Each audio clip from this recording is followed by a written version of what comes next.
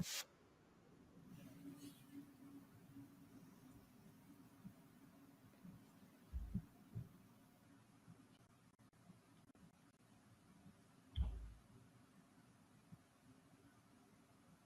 I'm Michelle Massey with Operation Parent, and I want to welcome you to our webinar today.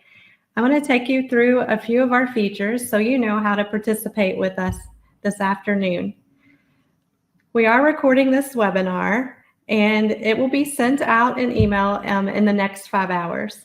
For those of you that are joining us live, welcome. You will receive a certificate of attendance within 24 hours. There's going to be a pop-up survey directly after the webinar. It's only going to take you about 2 minutes to complete. And we deeply are grateful for those of you that have utilized that survey in the past. And for those of you that do it today, please know that that is shaping the future of this webinar program. We have a stacked lineup of handouts ready for you today.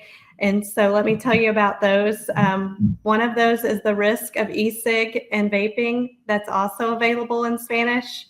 We have some resources from the American Lung Association, which is available in English and Spanish. And we're going to give you some information about alternative to suspension and cessation in the handouts, and 2 resource handouts to top it all off. One of those is a trifold brochure, and the other one links you to programs that help with quitting, and the Stanford Lab programs that are all great resources to tackle the issues today.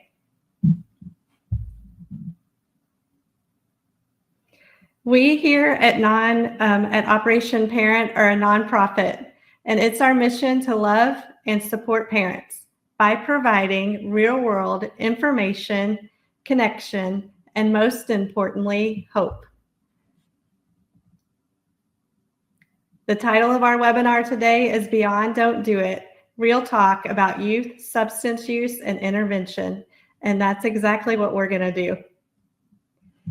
We invite you to do the quick registration for our upcoming summer webinars with Trish Luna from Lambie Learns. She's going to talk about helping youth heal through family addiction. And then Mad and Dr. Teresi will be joining us in August to help us talk early and talk often as parents to prevent underage substance use. Now it's my great honor to introduce you to Dr. Bonnie. She's a developmental psychologist and has additional training in adolescent and young adult health. She's a professor in pediatrics in the Division of Adolescent Medicine at Stanford University. She's the recent recipient of 2 prestigious awards from the American Lung Association, the Outstanding Mother Award, and don't we love that? That recognized her for being a woman who balances work and family and makes a significant contribution to the American Lung Association mission. She was also recognized by the Society for Research for Nicotine and Tobacco, the John Slade Award. She was recognized there for her research, making a significant impact on tobacco-related policy. Thankfully, her passion and research has focused on understanding and reducing adolescent and young adult tobacco, marijuana, and other drug use. The research and advocacy work that she has done is now included in over 225 publications and has been instrumental in setting policy at the local, state, and national level. She served as a consultant to several community health promotion programs and has participated in 3 Surgeon General reports. I bet she'll say her most important job is being proud parent of her 2 kiddos who are now grown. But we are so honored to have her today, and we thank you so much. We've been looking forward to this webinar for a really long time. Well, thank you so much, Michelle. Thank you to Operation Parent and all the work that you do. And hi, everyone out there. I'm so excited to be here and be able to speak with you today. And thank you, Michelle, for the lovely introduction. Yes, being a parent, I have a 25 and 29-year-old. They are the most important things that I have ever done. I often say that, and the absolute highlight of my life, not to mention my 2 fur puppies or babies, but really a lot of what I do is to protect them and to protect other young people who are out there and need our support. And I'm sure you feel the same way. Whoops. Did I mess that up? Okay, there you go. So let's talk a little bit about my REACH Lab. So REACH stands for Research and Education to Empower Adolescents and Young Adults to Choose Health. This lab I started and founded myself with an amazing team of people in my lab. We have full-time members, including researchers, educators, public health folks, graphic designers. We have a public health lawyer. We also have a psychiatrist and an adolescent medicine, actually now 2 adolescent medicine physicians who work with us to make sure that everything that we do and bring you is absolutely effective and current and medically accurate. Our REACH Lab, we've had many accomplishments, partly highlighted by the awards I just received, which I'm so honored about. But we've led several city, county, state, and federal policies around tobacco, nicotine, cannabis, and other drugs. I often joke that well, it's not a joke, but one of my big disclosures is that I was an expert witness in some of the litigation against Juul and other e-cigarette companies, which hopefully you're not mad at me about. And then I as well as flavor bans and other things across the country. And the curriculums I'm going to mention towards the end, we've reached 4.5 million young people across the US and across the globe. So we're very excited about that. All right, so let's get into what are you going to learn today in the next 50 minutes or so. Want to make sure that you understand different nicotine, tobacco, and cannabis products that young people are using. I'm also going to touch on fentanyl and other drugs, but really mostly focus on nicotine/tobacco and cannabis.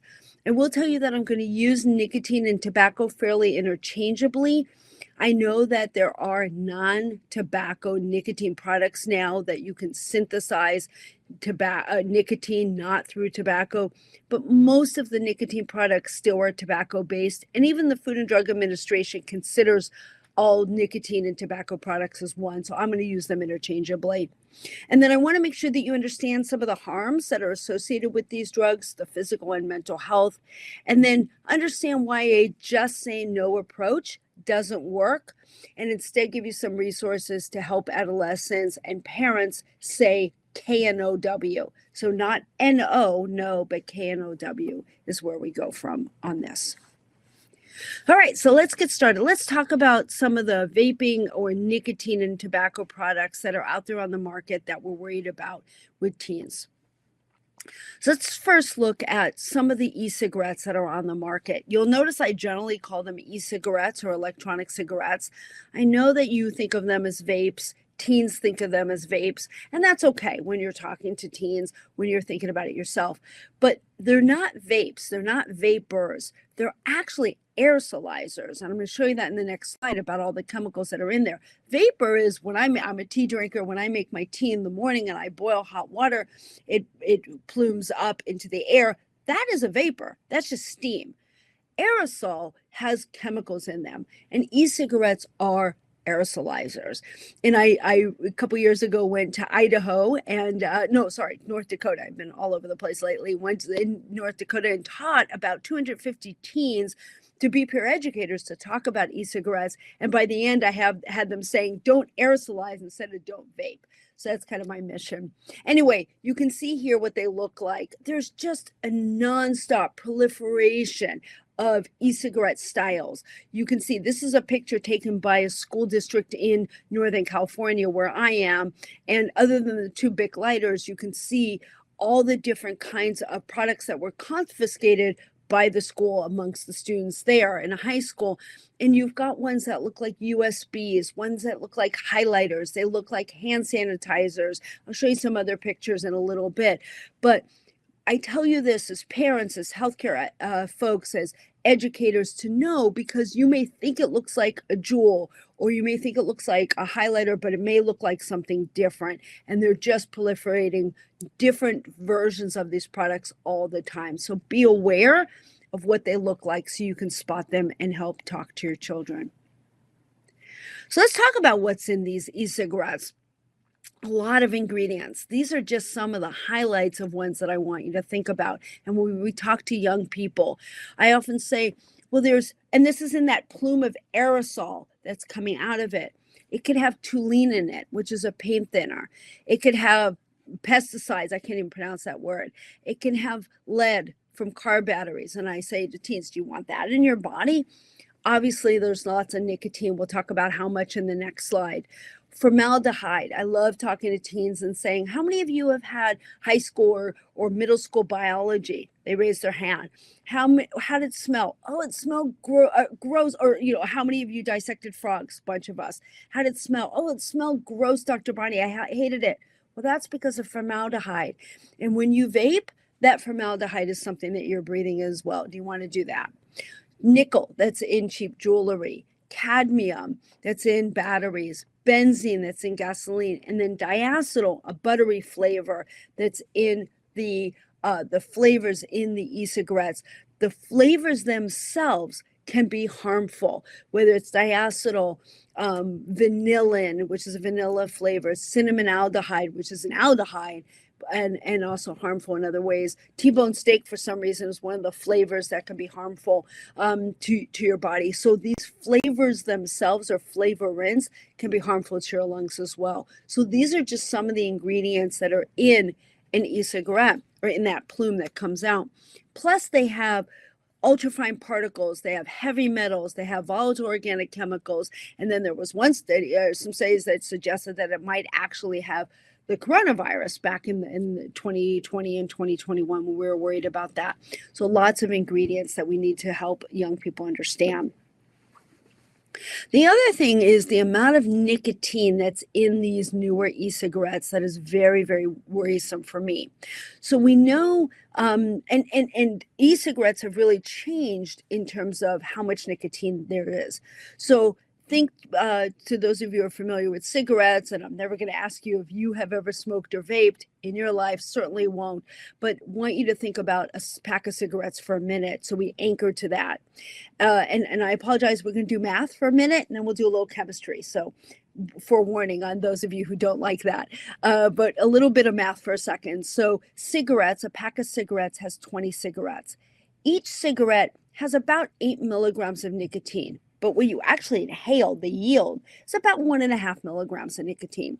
If you were to smoke an entire pack of cigarettes, you'd get roughly 25 milligrams of nicotine in those 20 cigarettes. Let's look at Juul. Juul, which came on the market in 2015, really revolutionized the e-cigarette market. Before Juul, we had, and e-cigarettes in general came on the market in the US in 2007. Teens weren't using them back then, not even a lot of adults. They looked like cigarettes. They didn't have great flavors. They weren't very good. They were very harsh on the throat, not a lot of uptick. And we saw sort of with teens off and on the rates showing some increase in use, then decrease, things like that. But in general, teens didn't like it. Juul came on the market. And Juul had a different kind of product. First of all, in terms of nicotine, before Juul, we had anywhere from 6 to 36 milligrams of nicotine. Juul comes on and has a 59 milligram per milliliter. It's a 0.7 milliliter volume. 59 times 0.7 gives you your 41 milligrams. And Juul used to say, not anymore, but on their website, they would brag that the majority, at least 80% of what is in their product goes into you, that you get into your body, to your lungs. So if you were to inhale an entire pod of Juul, you'd get roughly 41 milligrams of nicotine. So that's about 1.5 or so packs of cigarettes. So about 37 cigarettes, maybe 30 cigarettes worth of nicotine. Huge amount of nicotine.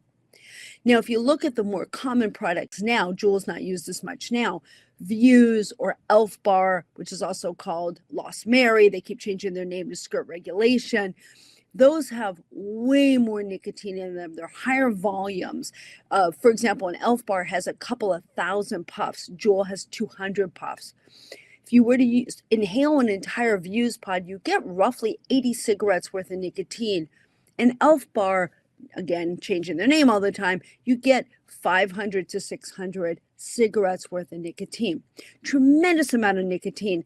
And then you wonder, well, how much are young people using?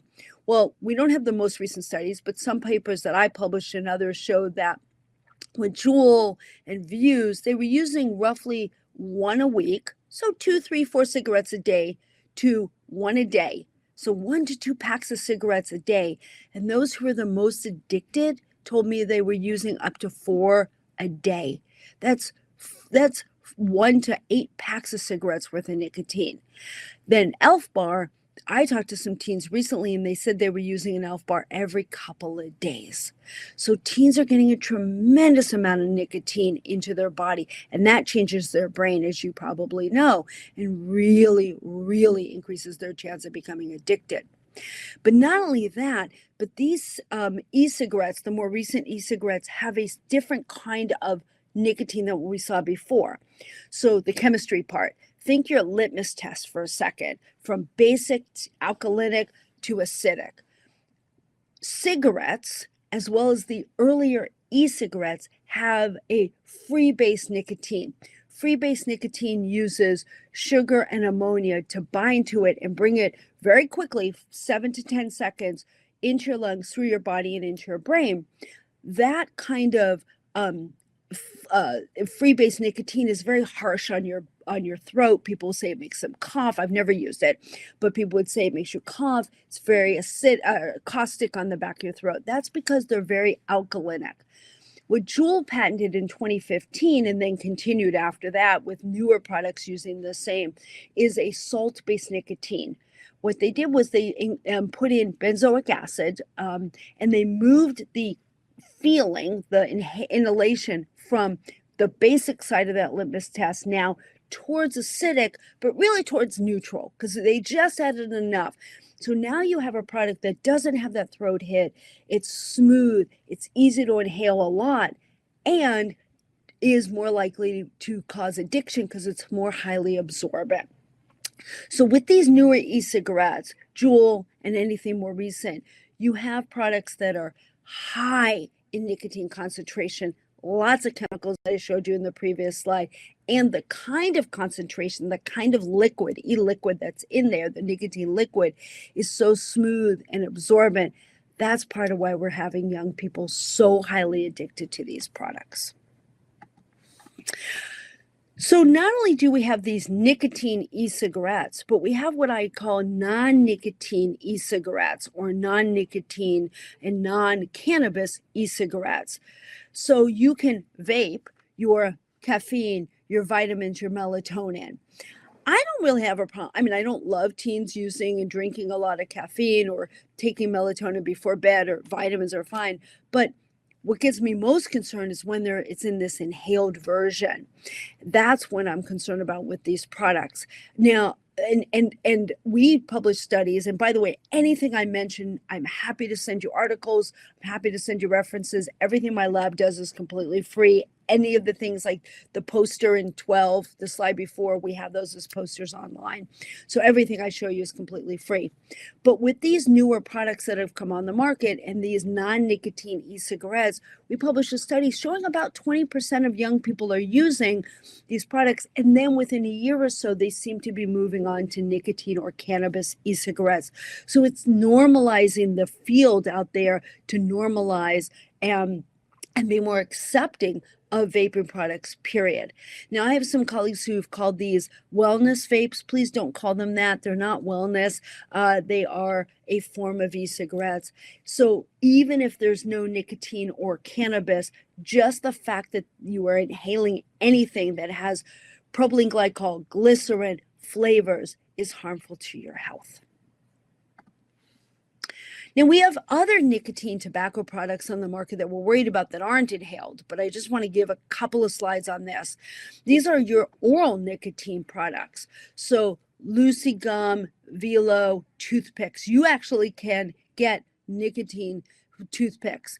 But then there's Zyn. I'd be curious, you could throw it in the chat if you want. Are any of you seeing Zyn in your schools, in your community? Are you concerned about it, or other nicotine pouches? You could throw that in the chat, and maybe Michelle, you can give me a summary in a minute. But Zyn is something I'm very concerned about. Zyn, and I'll show you the next slide.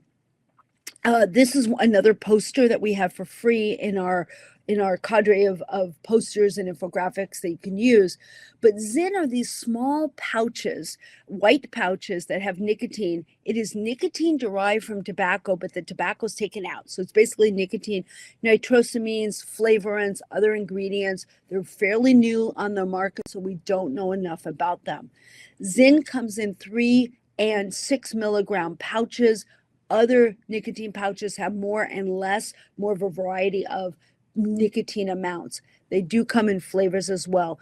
What you do is you put them between your lip and your cheek, typically upper jaw. Some people put in the lower, and then you basically, like other oral nicotine, like snus or chew, smokeless tobacco, you leave it in there and then you absorb the nicotine.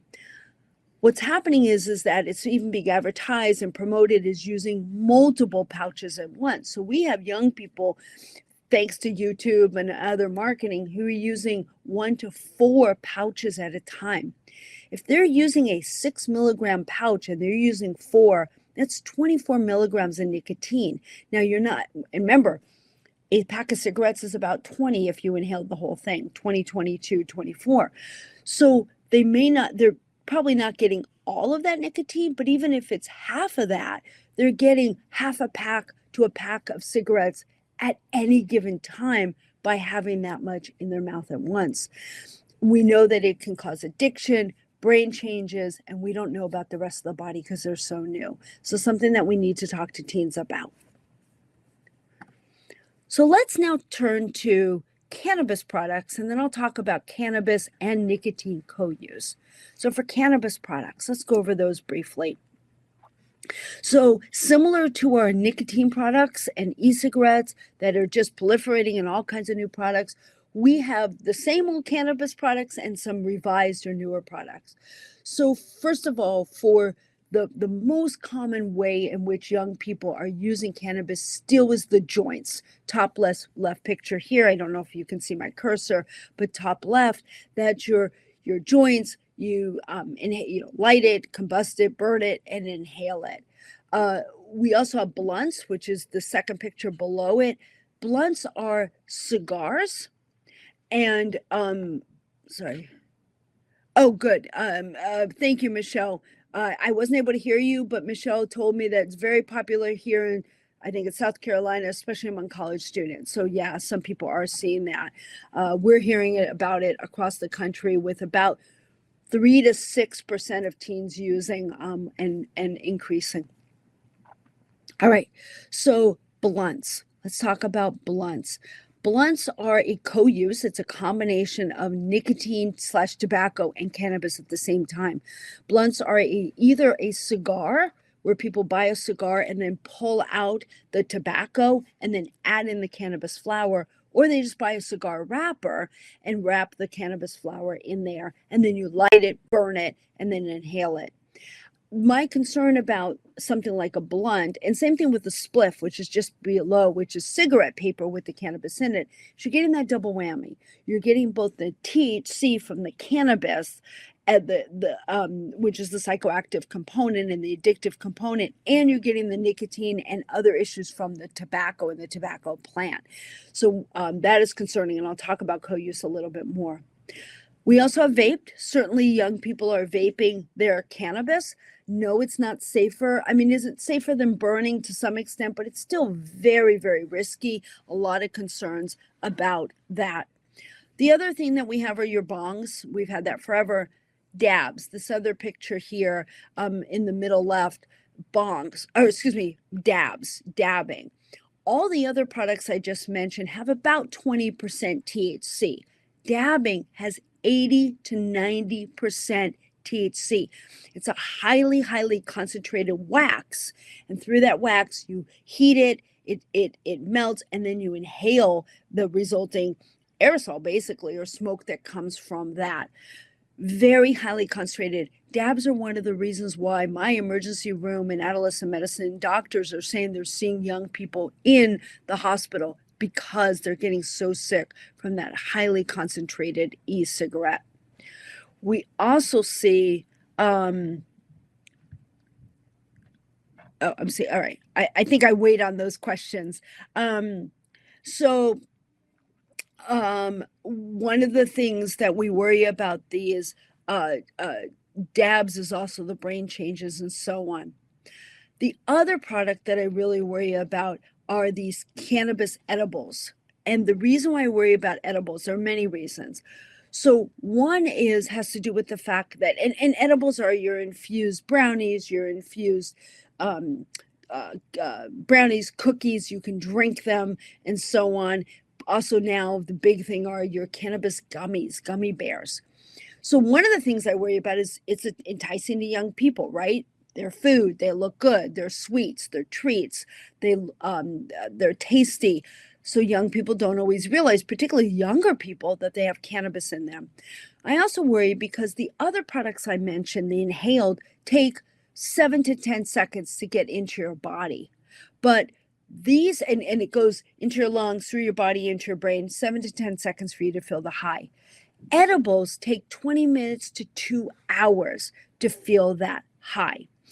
And the concern there is you may think as you're using it, especially if you've, say, smoked it before or vaped it before, you feel the high right away. You say, I've eaten a square and I don't feel the high. So I'll try another. By the time you feel it 20 minutes to a couple hours later, and it depends on your size, your metabolism, your brain development, everything, whether or not you've eaten, by the time you actually feel it, you may have had too much, because rather than have one dose, which is maybe just that one square or a quarter of the brownie, you've eaten the whole thing. Not going to kill you. You're not going to overdose in the death sense, but certainly going to be harmful, going to potentially wind you up in the hospital, addiction, brain changes, all the other things that we worry about. So we really need to help adolescents understand the impact that the edibles can have on you. Now, I mentioned the amount of THC that's in these products, but I'm really concerned. We used to have, when I was a kid, and 5% THC. Now we have upwards of 20% THC in the standard product. And as I said, when you're talking about dabbing, it's about 80 to 90%.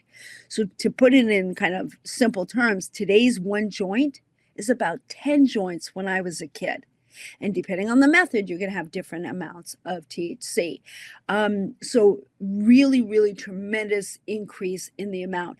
I was part of a report that we put together, and I'm happy to share it if you want. Part of a report to the California Department of Public Health that a bunch of us were part of. It was commissioned by our governor for free. We all volunteered to do this, but it was a report to talk about these high potency THCs and how, I mean, ideally we don't have teens or adults. Well, if you're over 25, I always joke, once your brain's developed, I don't care about anybody over 25. I'm joking. I do care about you, but I'm really concerned about young people. So ideally we have young people not use these at all, but if they are going to use, why do we allow 20% THC? So we wrote a report really talking about how we should be lowering the THC standard, having less, not having marketing to young people, not having flavors, and so on. Same thing with e-cigarettes. We have no nicotine standard in the United States. You can have as much nicotine as you want to put into those products. For those of you who have advocacy brains, we have a lot of work to do to reduce that. We also worry about the Delta cannabis, this new Delta 8. The products I've talked about so far are Delta 9, kind of your standard cannabis. We also have Delta 8. Delta 8 is a synthetic form of cannabis. It's less potent form of cannabis because it's derived from hemp, and I'll explain that in a second. And then you're extracting the THC from the hemp plant. So I worry about this because, first of all, hemp. What is hemp? Hemp is a plant in the botanical class of Cannabis sativa. And so it's grown, it could be grown naturally. In its natural form, it has very low THC levels. It's typically used for fibers and creams and other goods that one might buy. It's legal in its natural form. Keep in mind that Delta 9 at the federal level is not legal. Cannabis is still a Schedule 1 drug. It is not legal. But hemp in its natural form is. The edible hemp that are products that are legal to sell and use with no age limit if it's derived from the hemp with THC less than 0.3%. So what that means is that you can grow and create THC out of the hemp if it's very low levels of THC legally. But inhaled hemp at any level is often illegal in certain states. I know New York, California, and maybe some of your other states have that. So why are we concerned about that hemp, and why do we want to regulate it? It has to do with intoxicating hemp. So these are chemically altered, where people take the hemp, chemically alter it to pull out the THC, increase the THC to intoxicating levels similar to what we see with Delta 9. The problem is that it is, and you could do this in inhaled or edible forms of it, but because it's derived from legal hemp, and this comes to the Farm Bill at the federal level that says that you can grow certain products, including hemp, because of that, the loophole is, since it comes from legal hemp, a lot of the regulations and legalization around cannabis don't apply. So it's something that we need to close those loopholes, because at least I know in California, and I've seen this across the country, a lot of young people are getting themselves harmed and addicted to the intoxicating hemp that, again, is circumventing those regulations. So I mentioned co-use. Let's talk a little bit more about co-use and why I'm concerned about co-use. So there are a few different definitions of co-use, and I'm talking about co-use of nicotine/tobacco and cannabis at the same time. So one is you can have co-use of cannabis and nicotine at the same time via your blunt that I mentioned before, or a spliff. You can also have it in the nicotine e-cigarettes. What a lot of young people tell me is that they inhale about half of their Juul, for example, then they break it open, which you're not supposed to do, but they do, and they do it without gloves, and the benzoic acid can get into their skin. And then they add in the cannabis oil. I had a young person who bragged to me, a young man, about 12, 13, 14 years old, who said, "Dr. Bonnie, I inhaled half of my Juul, and it was a, whatever flavored, or e-cigarette, cherry flavor, whatever he said. And he said, and then I opened it up and put in the cannabis oil, and I had a cherry flavored cannabis nicotine product, and it was so good." And I'm going, oh man, we have a lot of work to do. But that's what young people are doing. And so they're really doing that double whammy.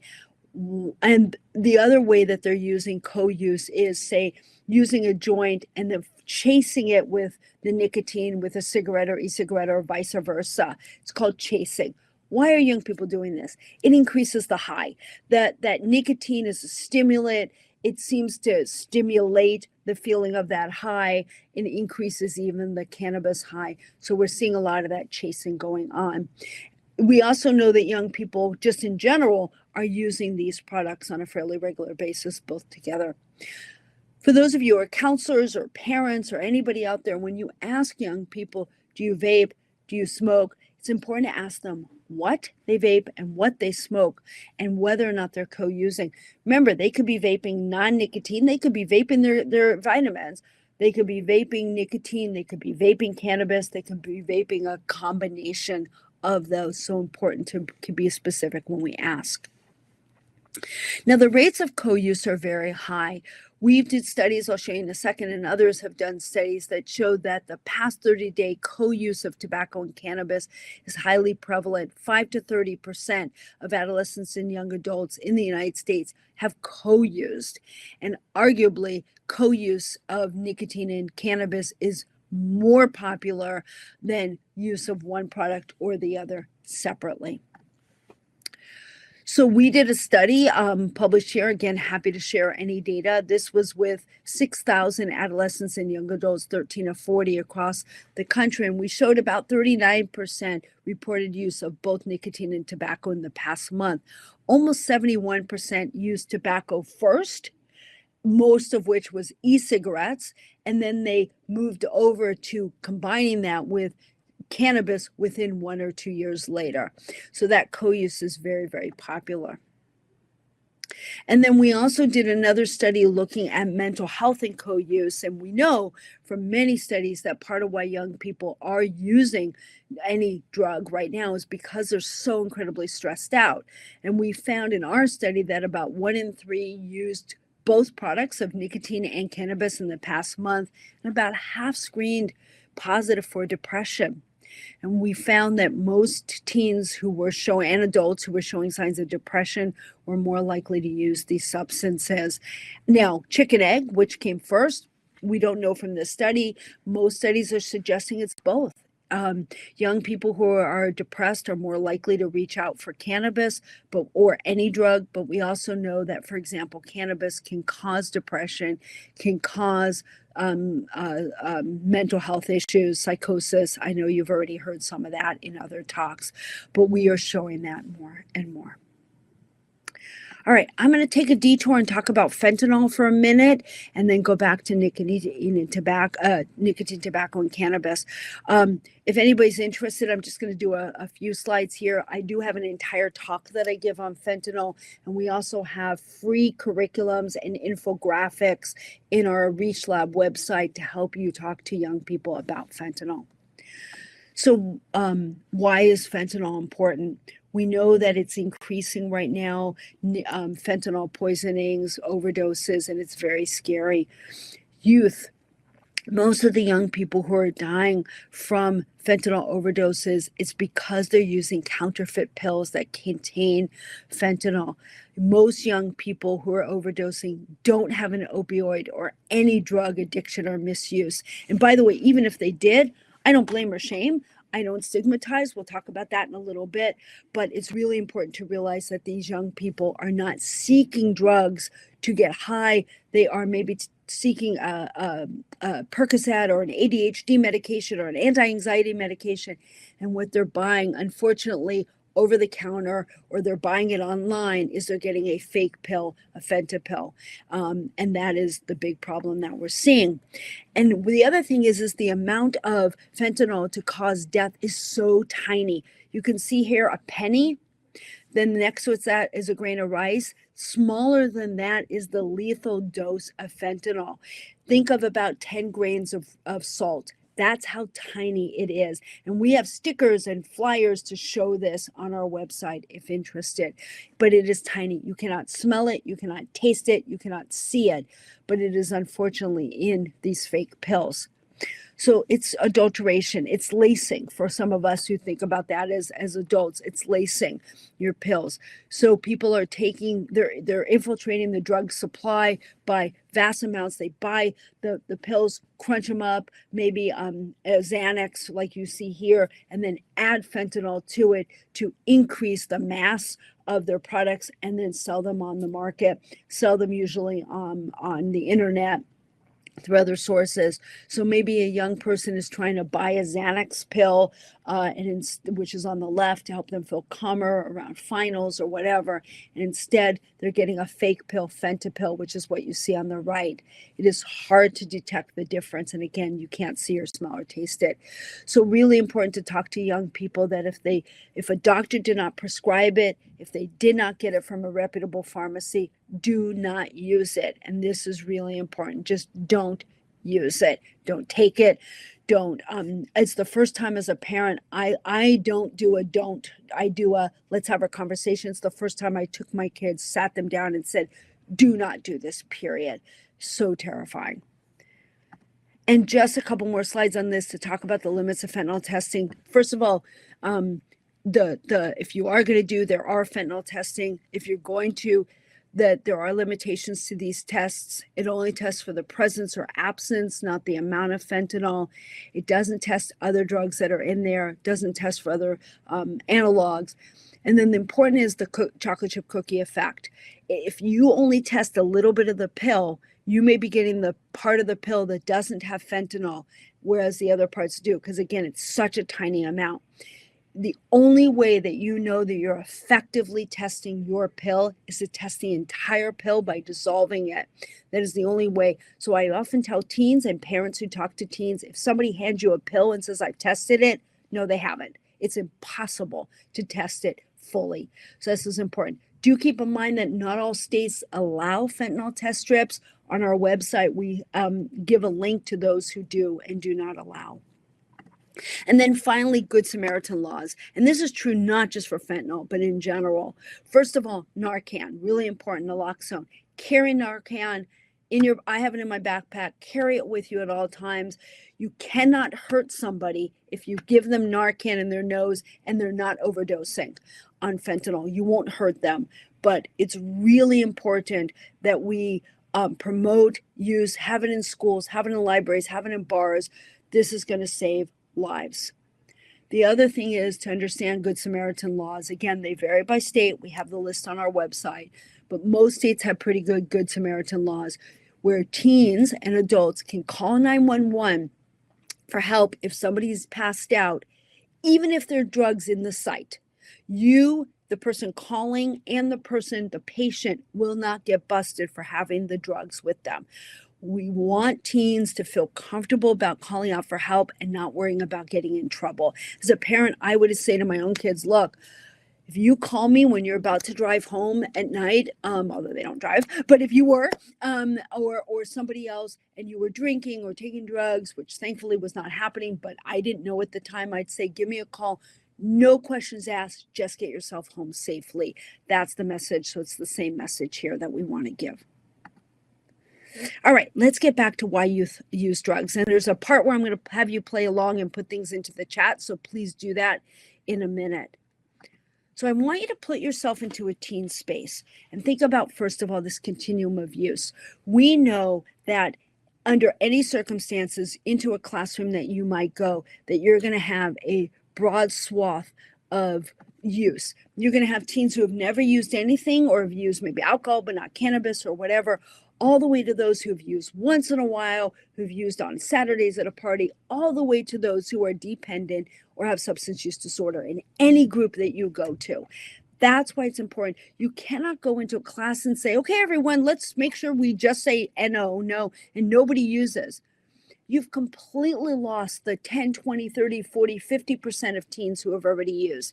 They've told me, if you go into a classroom or into a group, a counseling session, whatever, and you say, don't use, and half of them have used, they're going to say, you're not hearing me, you're not seeing me, you're not listening to me, you're not relevant to me because I've already used. How is that? So that doesn't mean we go into a group and say, I'm sure a bunch of you have used and that's okay. Of course not. But we need to go in understanding that you're going to have a swath, a spectrum of use within that classroom or that group setting. I want you to put yourself into a teen's shoes for a minute. Think back to when you were 12, 14, 16, whatever it might be. Think about how you make decisions. In the next slide, I'm going to have you play along and quickly put stuff into the chat. And I know time's tight, so think about this quickly. But how do teens make decisions? As a middle-aged, or my kids say more than middle-aged adult, I care about my health. I exercise, I eat well, I care about something. If I'm going to be doing something that's going to shave time off my life or hurt my lungs or hurt anything, I don't want to do it.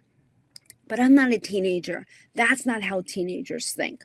So put in the chat quickly, what are some good things about using drugs, say cannabis, to a teenager? Put that in the chat really quickly.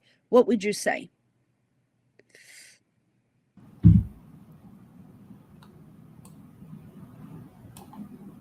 Okay, oh boy, they're coming in fast. Fit in, take the pain away, reduce stress. Yeah. Popular, be more relaxed, distress, take distress away, social connecting, feeling good. Awesome. Yeah. Relaxation, social interaction. They're coming in fast and furious. I love it. All right, well, keep them coming and I'm going to go on, but that's great. Exactly. So just a few things here for cannabis. And you can think about this for any drug. You said it feels good, relaxing, social icebreaker, spiritual experience, breaking from painful connections, coping method, whatever it may be.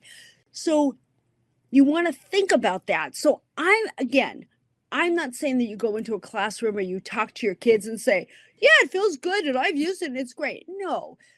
But if we go into a class or we go into our kids and we go talk to a group or again, our own kids, and we simply say, just say no, N-O, never use, and it's awful. And you're going to get lung cancer tomorrow, and you're going to get a heart attack the next day, and you're going to grow a horn, and you're going to turn green, and all these things that we get hyperbolic about. And a teen says, well, wait, mom, or wait, parent, or wait, teacher. I used it Saturday night, and I was the life of the party, and nothing bad happened to me. And my friends used it a couple weeks ago, and they didn't grow that horn, and nothing bad happened. We look like idiots. And sorry, I don't mean to be that so strong, but we look like we're not paying attention. We need to balance that. You may enjoy it, but let's think of better ways to help you enjoy. You may find that you were the life of the party, but let me help you think of ways to do that without drugs. You may not experience the lung issues today, but I'm worried that you're going to at some point. So we need to help teens balance that, and not just, for some of you who are old enough to know, here's your drugs on brain with the egg in a frying pan. That didn't work because it's overblowing the statement. So we need to understand that and come from it with a teen perspective.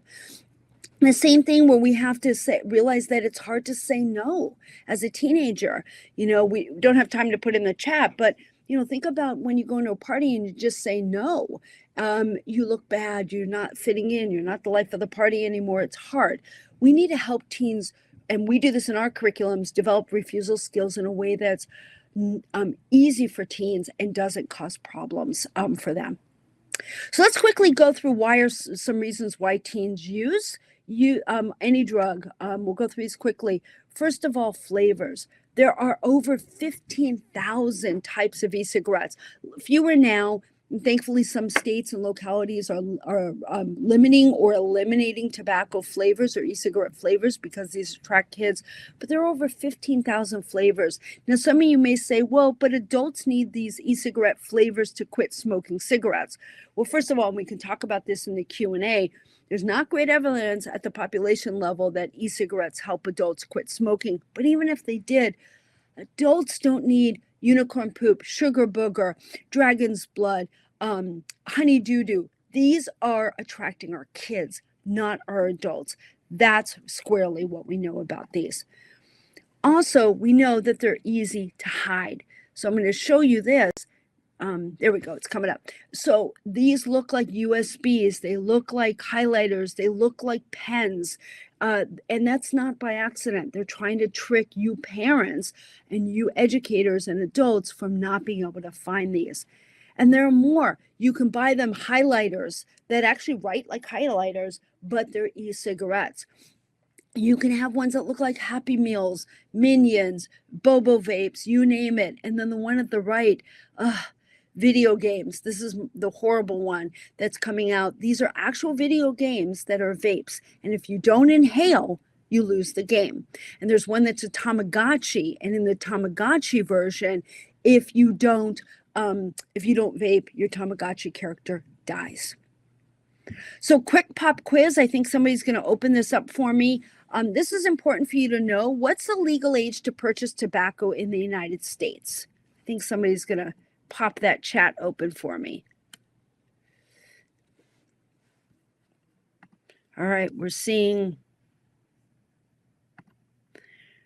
18 and we're seeing 21. All right, I'll just give that another second. All right. Well, thank you all for playing along with that. It's really important that you realize, and it's totally okay if you didn't know this, you're learning something now, hopefully.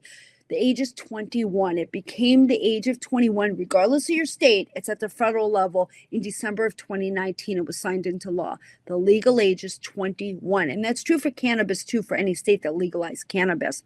That's why when I see things like this, student discounts, makes me crazy. It is the majority of teens, the majority of people who are students are under 21. You graduate college at 22. Except for some of us who went on crazy lengths in education, most people graduate or are students up until around age 22. So most are under 21. So when you see student discount signs, that's attracting our kids. So we do another infographic that we have in our website for you if you want to use this to post around schools and stuff like that, because a lot of parents and educators don't know. We do have this explaining that it's 21. And as I mentioned, part of why young people are using is they're incredibly stressed out. Stress really affects the body, sleep, physical harms, feeling confused, you get sick more often, you can't perform daily tasks.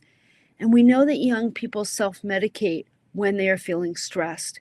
And as I said before, we really want to help young people have ways not to stress, to stress, but that's normal, but to get off of stress, to get away from stressing and cope with it through better means than use drugs. Excuse me. All right. So to summarize, and then we'll talk about what you can do.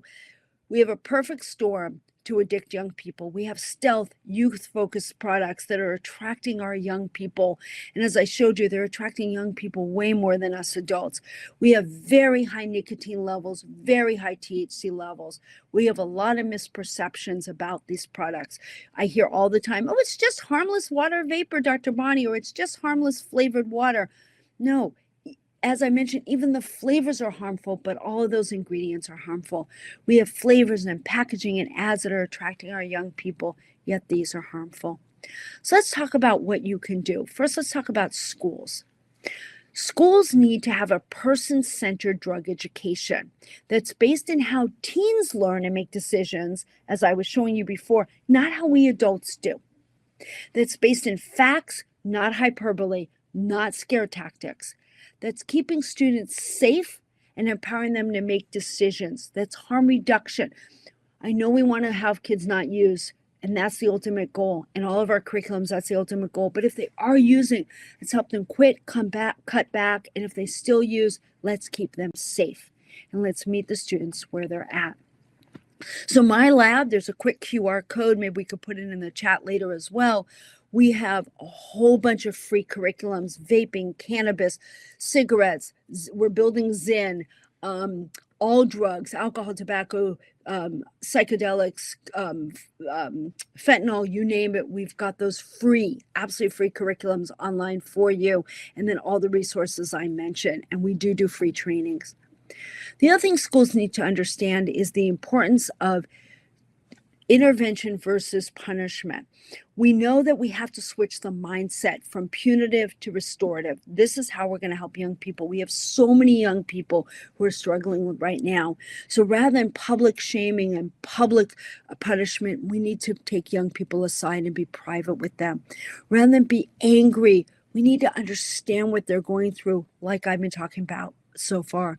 Rather than punish, which really doesn't help young people in the space of drug use and in many spaces, we need to help reflect and help them really move towards not using anymore. We don't want to use fear and fear tactics and get respect through fear. We want to gain respect through respect, through mutual understanding. Rather than overrule them, we want to engage them. What rules do you want? How do you want to handle? What's our contract between parent and child? So on. And rather than control, we need to support them.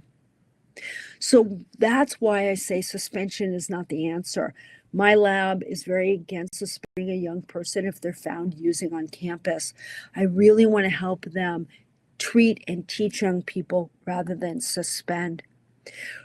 These how do you work with schools who want to suspend? How do we get away from these zero tolerance policies? And I'm zero tolerance in that I don't want young people to use, but zero tolerance that kicks young people out is to show the numbers, that I have lots of numbers for you. I can help show the literature that shows that zero tolerance doesn't work. So suspending does not work. Suspending just sends them home where they're more likely to use. They're not dealing with their mental health issues. They're still addicted. We're not doing any good. And the reason why they started using is misinformation in the marketing from the teens. So instead, let's be sympathetic and help them. So we really need to have interventions and preventions. So let's have interventions where we prevent continued use. We have alternative suspension programs. We have one on our website that's free, and cessation programs. Really important for effective components that they're theory-based, use motivational interviewing, set a quit date, interactive, refusal skills, really important, as I said before, and that they address what the teenagers need addressed, not what we adults do. And by the way, on our website, we're about to launch a bunch of videos for parents on how do you do this. We're going to give real tips and examples around how do you talk to your kids, how do you talk to your students, how do you do motivational interviewing, and so on. So those should be coming over the next few months. So alternative suspension programs are important for students who are caught or found using to move them towards quit. We have our own, like I mentioned, we have Healthy Futures. It's free online. We have an e-cigarette version and a cannabis version, really a tobacco and cannabis version. We have multiple versions. We have a self-paced version. We have a teacher or counselor-led version, and really uses motivational interviewing to help young people understand why they're using and move towards quit. Then prevention programs are important for anybody who's either not used or used a couple times, that are interactive, address the pulls of the industry, flavors, marketing, and so on. Ideally that they're web-based, that they're online, like ours are, free and fully accessible. We don't want you buying workbooks every time your student or your child needs some information. We want it to be free. And a quick warning about industry sponsored. It's really important that no substance use prevention program is developed or implemented by tobacco, e-cigarette, or cannabis industries. Should not be done. We have a huge history in that, and we don't need it. All they're doing is actually trying to bias young people and get them to use more. So what can parents do to be in the know? The goal important is to normalize drug education communication, not normalize use. So by talking to your kids, you're not normalizing use, you're normalizing conversations. We want a conversation, not a confrontation, not a lecture. We want to go home and say, if maybe you're already home, I listened to a talk. Can I tell you what I learned? What do you know? Let's learn together. You want to go on the website and learn together. It's not a lecture. It's not a, he, you don't use, right? Or you better not use. That's not going to go over well. Your kid is not going to then turn around and say, no, mom, dad, I really do use. They don't want to disappoint you. So you want to slowly, organically have these conversations come out. We want to help young people manage stress, like I was talking about a few minutes ago. Help them. Talk to them. You're stressed. How else can I help you have a healthy relationship with stress rather than continue to use drugs? What can communities do? Let's not stigmatize or blame or shame the user. And let's not blame or shame anybody who's suffering from mental health. We're in this together. We have so many people using, so many people stressed out, so many people dealing with things. Let's work together and not blame or shame them. We want communities also, let's not sell nicotine, cannabis, or other products near where schools are. Teens access these so easily, and often they're sold near schools without carding for the age 21. They're selling flavors when they're not allowed to, and so on. We have to have safe places where young people can hang out, de-stress, and not use drugs. A lot of times young people are using drugs because they're bored. And let's have Narcan available in every place, like I mentioned before. So some other things that you should know about the Parent Action Network. I don't know if the team's going to put some of these in the chat for you, but you'll be getting these. They have some great resources for you. Of course, my dear friends at PAVE, Parents Against Vaping E-Cigarettes, full disclosure, I am a non-paid board member of PAVE, have known them since PAVE just started. They have some great resources for parents as well. Some information here about community education that they do as well that they're happy to help with. There are different national organizations. You have PAVE, Truth, My Lab, which is just StanfordReachLab.com. That's a more complicated URL, but you can get there from StanfordReachLab.com. To Campaign for Tobacco-Free Kids, the I Can End the Trend, and then various quit services. Text Quit Now through the Truth Initiative is a fantastic cessation program. And then, am I handing this to you, Michelle, or I can't remember, or I keep going? Oh, I keep going on this one. That's right.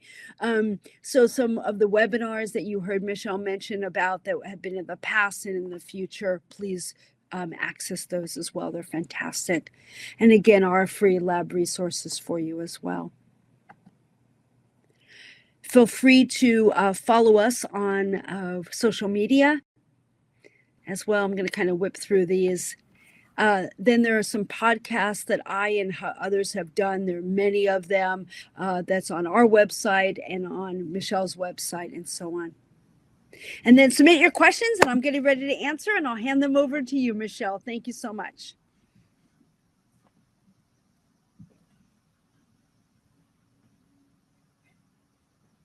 Okay, great. Would you like to mention your thoughts on our handbook, Dr. Bonnie? Oh, absolutely. Sorry about that. Yes. So I have reviewed the Operation Parent Handbook and it is fantastic. I think I put a quote, the Parent Handbook is fantastic, a real gem of a resource for all parents and really anyone working with youth. So I definitely encourage you, if you haven't already, to take a look, and it's in English and Spanish. So it's great. And Michelle and team have done fabulous work here. So thank you. Thank you so much for that recommendation. We wanted the audience to know our handbook is a life-saving educational opportunity for parents. It covers some of the toughest topics that we as parents have to talk to our teens about: alcohol, drug, and vaping. It comes in several editions: middle and high, elementary, Christian, and Spanish, as you mentioned. And it's a really affordable resource for parents to cover a lot of topics at once. So we invite you to make a decision today to purchase these life-saving resources, even if you're purchasing as a sample for your school, your organization, or to give it to another family member. You will not be sorry. It's a great resource. It's constantly updated. Nikki on our team does a great job staying current, and it will be very valuable resource for you. You won't be sorry that you've done that. Our TNT is a step-by-step toolkit, and it is full of evidence-based drug facts. And so it's made for middle schoolers, and you use this to help your middle schoolers learn the drug facts, and then they actually practice drug refusal skills, which is so important today. In our community, I don't think I told you this, Dr. Bonnie, but we hosted this event in our community last fall, and we had over 400 students from all of the middle schools in our area and parents come together on a beautiful Saturday afternoon. And we would love to share with you how we made this event happen and how you can use this toolkit in your community to put drug prevention in immediate action. You can utilize our social media channels to get some education information out to parents and families in your community, as well as just join our vibrant community that we are building there as well. This quick pop-up allows you to register for both of our upcoming webinars at the same time. So we invite you to do that if you haven't had a chance yet. All right, and now to the questions, and we have great questions today. Our first one comes in about when you mentioned that you've got evidence and research on your curriculums.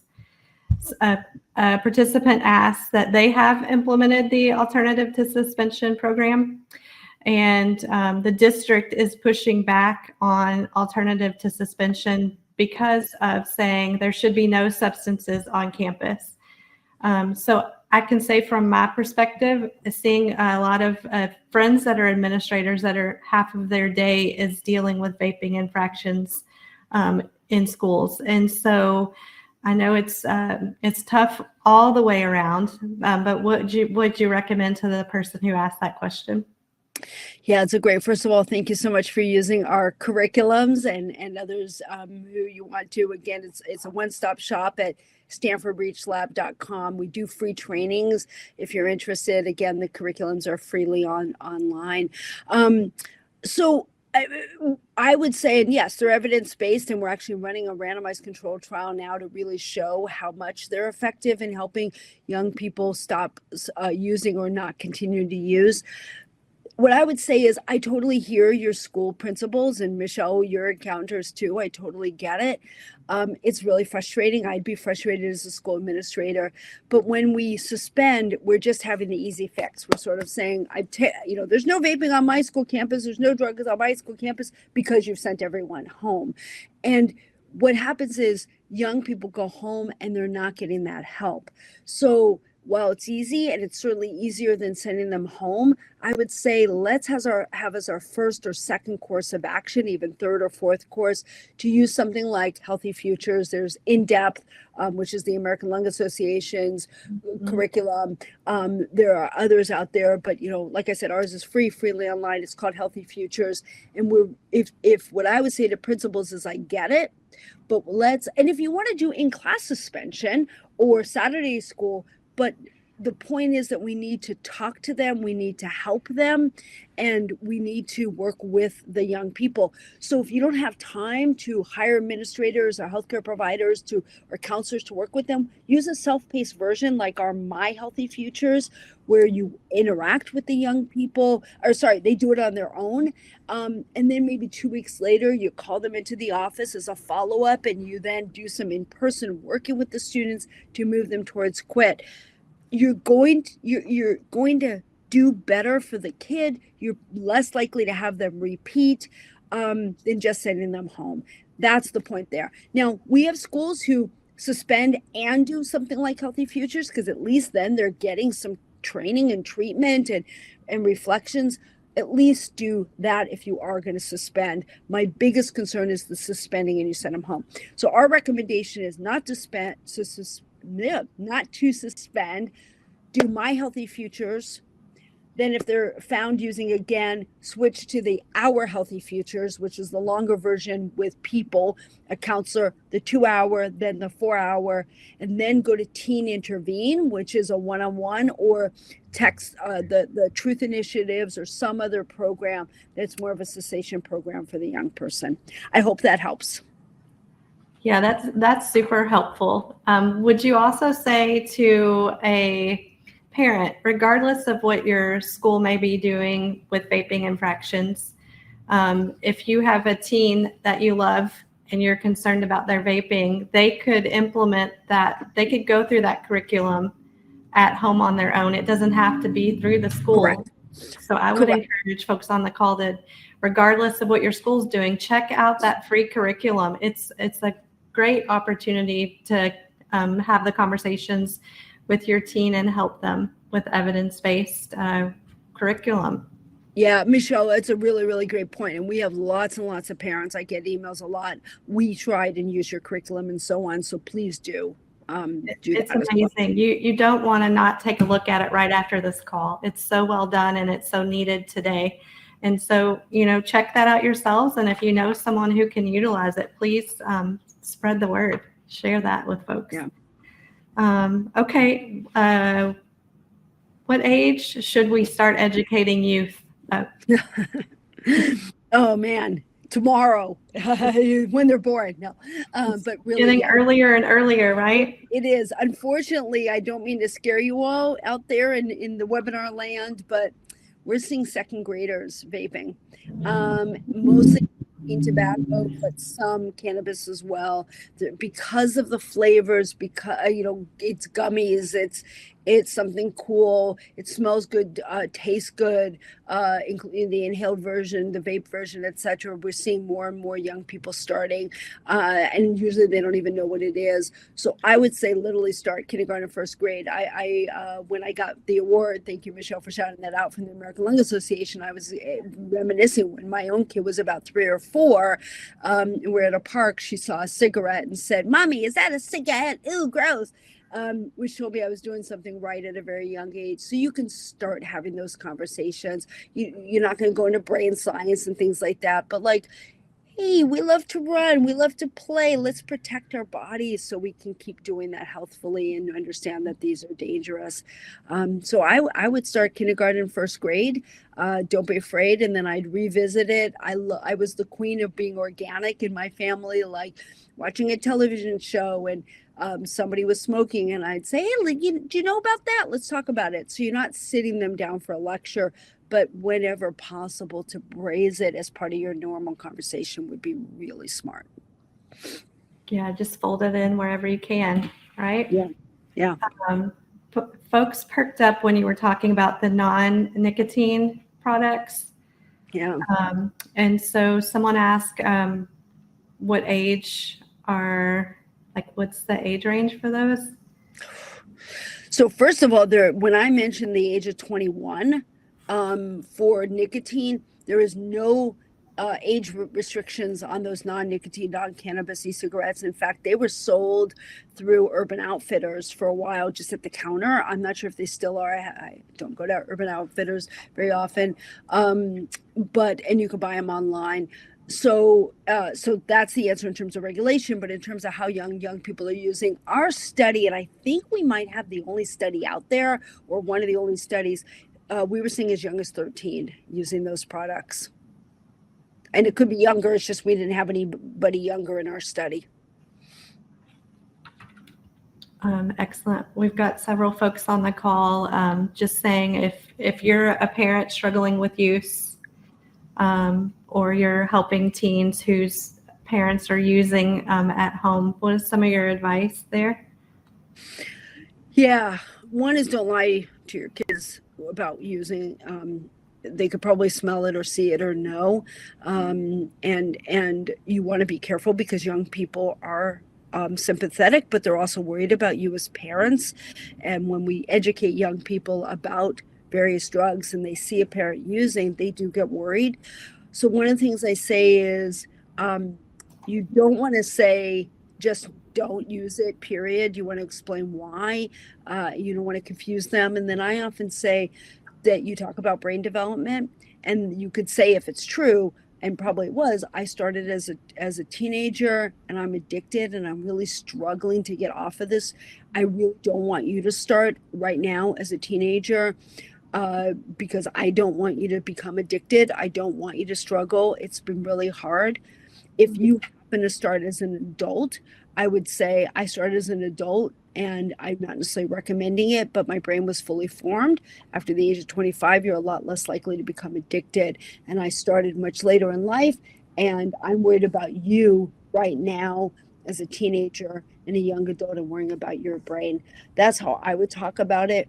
And then if your teen says, I'm worried about you, you could say, I'm getting checked, I'm going to the doctor, I am trying to quit, whatever it might be. I don't know your specific circumstance, but be real with your kids and don't fight them on it to say, oh no, my use is fine, your use is bad. They're not going to buy that. They're going to be concerned. Yeah, concerned for you too as a parent, right? Exactly. When you were talking about co-use, one of the things you were talking about was chasing, and somebody asked you to just elaborate on that a little bit. Oh, absolutely. Sorry about that. The term chasing is just the term that some people use, which means that you use one drug like a chaser, like a drink. I'm going to have a quick drink after. I use one drug and then chase it with the other to enhance the feeling of the first. So a lot of young people are either using tobacco and cannabis at the same time, like the blunts, or they're taking a joint and then right after taking a nicotine e-cigarette because it enhances the high that they're feeling from that joint because it's a stimulant. So that's the idea. It's chasing. It's like one after the other, just a term cliche, but they're doing it to increase the high, the buzz, the feeling that they're having. That's awesome. I did want to take 1 minute and go back and revisit the interaction. There was a lot of interaction about the Zen product. And I didn't get my camera up in time to share some of those with you, but I thought the audience might enjoy some of the things that were said there. So Zen is yes at our high school. We're seeing the pouches in our restrooms every day, specifically in the urinals. They're using Zen in order to conceal the nicotine use. I work in a diversion program, and yes, I do have clients who disclose using Zen. Zen is at every festival I've been at in the last year, and it's there in a big way in multiple displays. So the marketing is super strong. Yeah. Zen is widely used in the military. It's concerning. Many of these soldiers are still teenagers. They come in 9 milligrams now as well. They just keep increasing in the milligrams. I think that's still related to Zen. So those were just some of the things that folks were saying about Zen use. And then let's see here.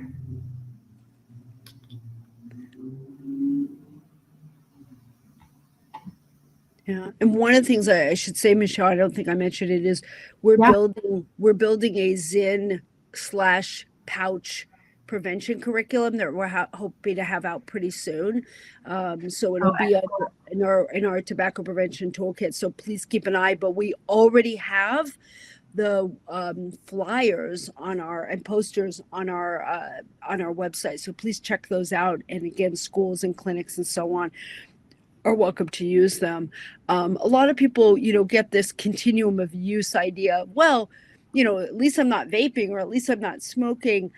Yeah, but if you're starting with Zen, you're still affecting your brain. You're still causing nicotine changes to your brain, and increasing the likelihood of you becoming addicted. So a lot of people say e-cigarettes versus cigarettes, and I say, yeah, but with teenagers, they weren't smoking cigarettes. So it's not a substitution for cigarettes.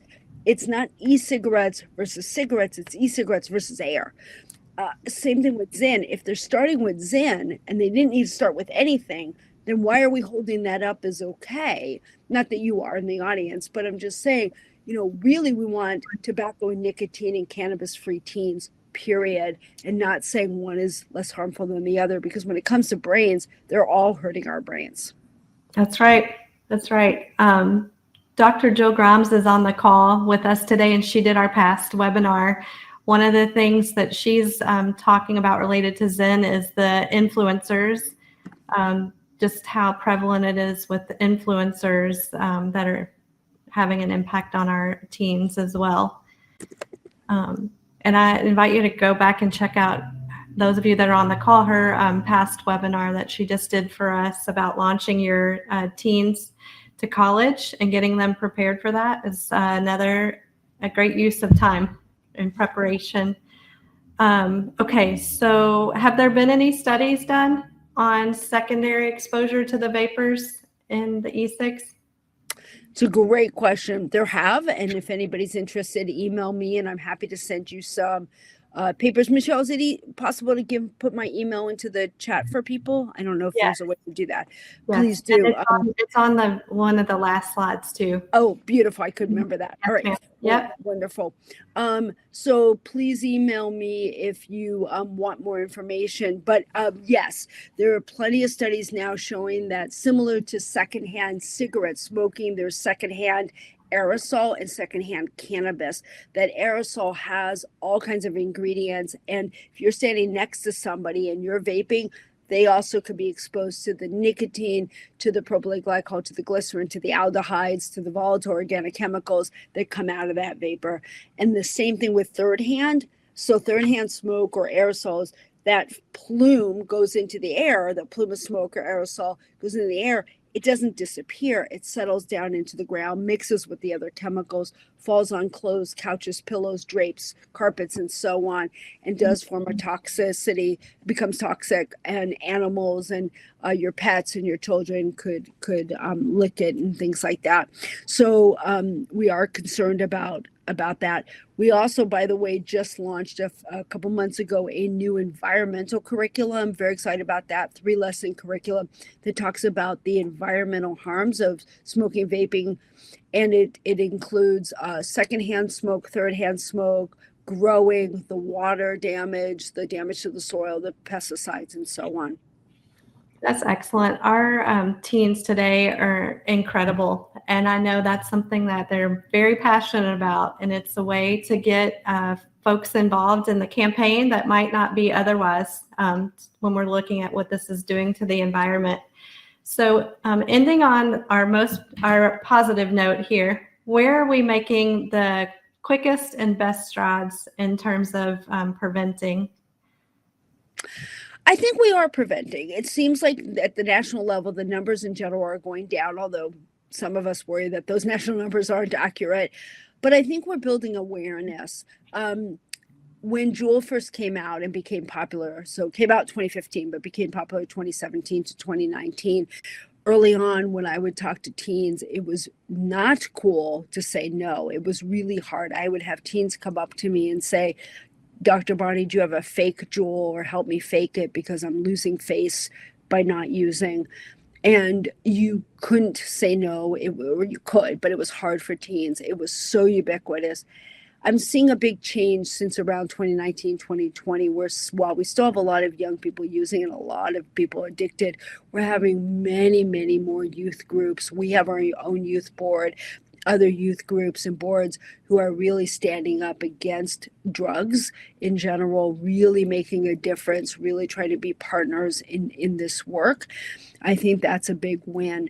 We also have the big win with flavors that California, some other states, again, happy to send you information, have succeeded in getting flavor bans. So some states have a full flavored tobacco ban, others have flavored e-cigarette bans. A lot of cities and counties I've testified and helped with those bans at all those different levels.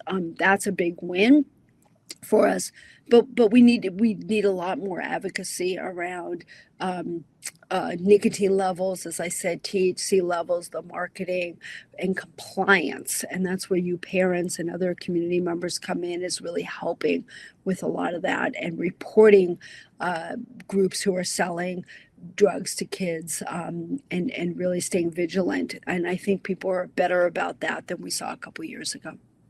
I agree. It's also super inspiring today to see we have over 650 folks on the call with us, and many more that will watch the recording here in the next couple of days. And so I know that we're all fighting to just do more and use our resources. And I would advise, don't pass up on using the Stanford resources.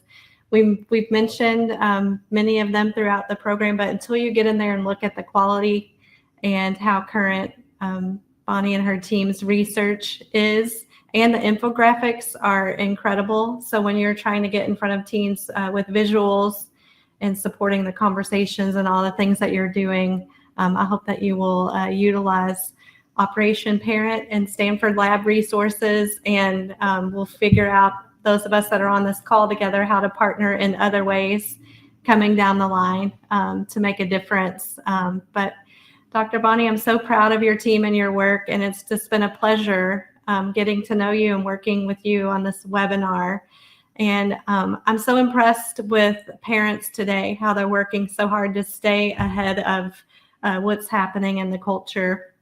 And I just want to say to the parents on the call, you've got this, and Operation Parent and Stanford Lab has got your back. So keep going and let us know how we can help. And then thank you so much for all of your time, and hope that we can work together again soon. Thank you all for being here. And yes, we too. We're here to help you with anything that we can do. So please do reach out. Sounds good. Take care, everybody.